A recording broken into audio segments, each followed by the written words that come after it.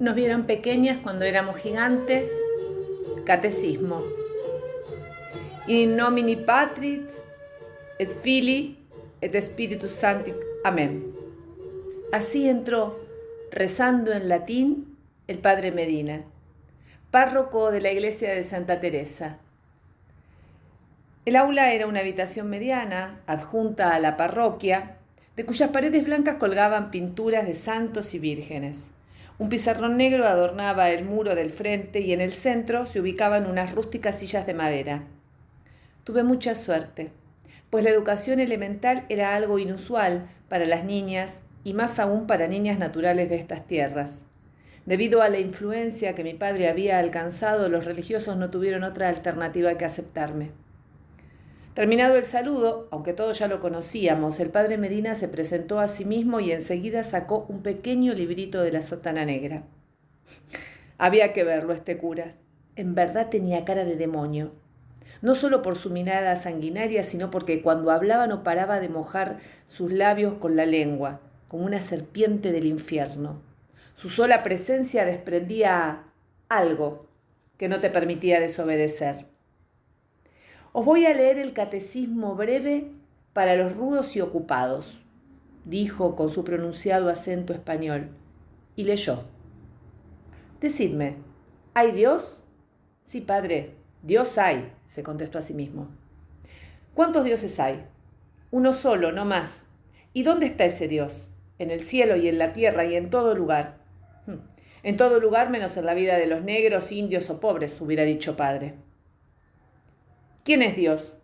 Es el Padre y el Hijo y el Espíritu Santo, que son tres personas y un solo Dios. ¿Cómo son tres personas y no más de un solo Dios? Porque de estas tres personas el Padre no es el Hijo ni es el Espíritu Santo, y el Hijo no es el Padre ni el Espíritu Santo, y el Espíritu Santo no es el Padre ni el Hijo. Pero las tres personas tienen un mismo ser, y así son, no más de un solo Dios.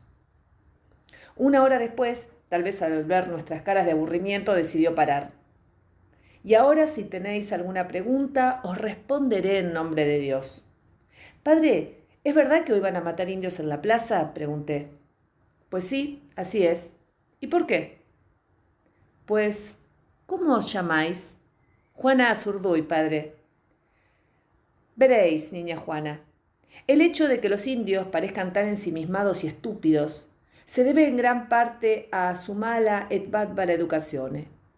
Como a todos los fieles, Dios les brinda la oportunidad de pertenecer a la iglesia, pero muchos de los indios, y bien lo sabéis, no pueden abandonar su salvajismo y se oponen a Dios y al reino de España.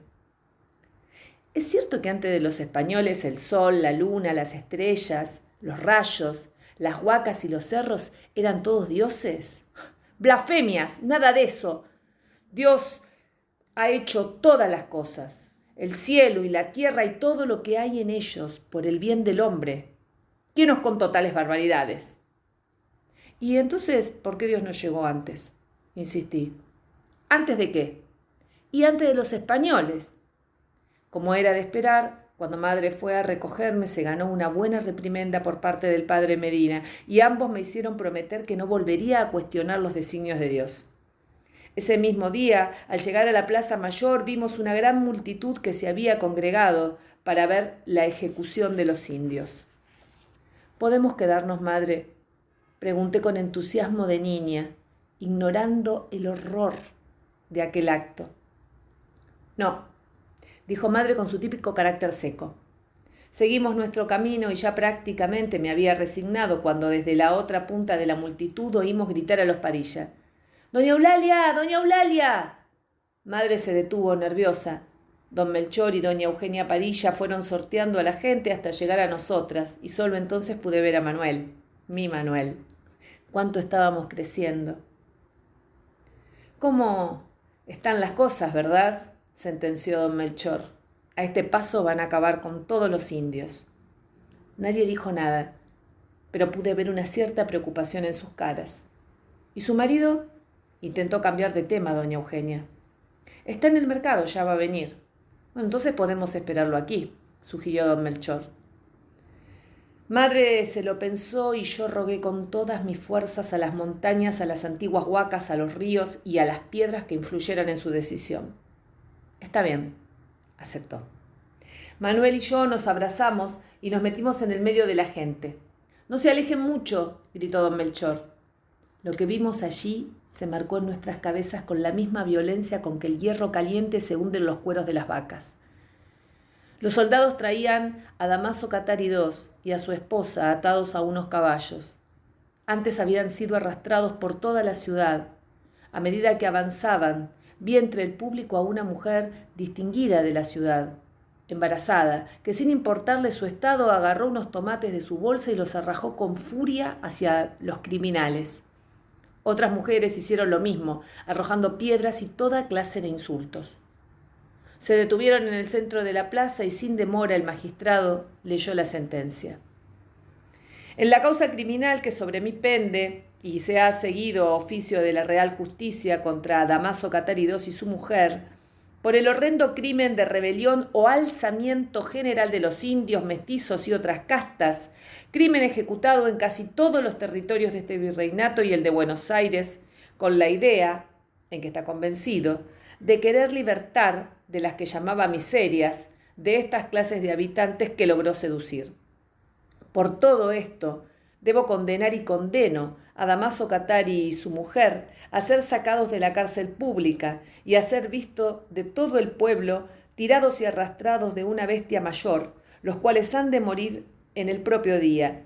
Y concluidas estas sentencias, se les cortará por el verdugo la lengua y después, amarrados o atados por cada uno de los brazos y pies con cuerdas fuertes y de modo que cada una de estas se pueda atar o prender con facilidad a otras que pendan de las cinchas de 4 caballos, para que, puesto de este modo, o de suerte que cada uno de estos tire de su lado, mirando a otras 4 esquinas o puntas de la plaza, marchen, partan o arranquen a una voz los caballos de forma que queden divididos sus cuerpos en otras tantas partes, para solo memoria y escarmiento de tan execrable acción.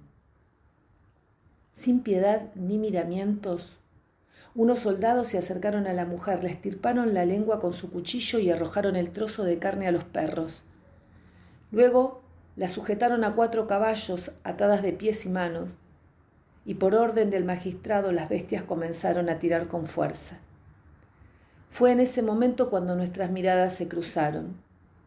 Los ojos de la mujer no pedían auxilio ni clemencia, más bien parecían ordenarme: no permitas que esto vuelva a suceder. No permitas que esto vuelva a suceder. Entonces los brazos se le desprendieron y gracias a los cortes que le habían hecho en las piernas, se terminó el descuartizamiento.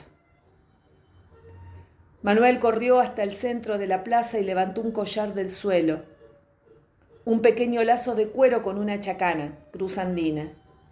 Todavía éramos niños y no sabíamos el significado que semejante acontecimiento iba a tener en nuestras vidas.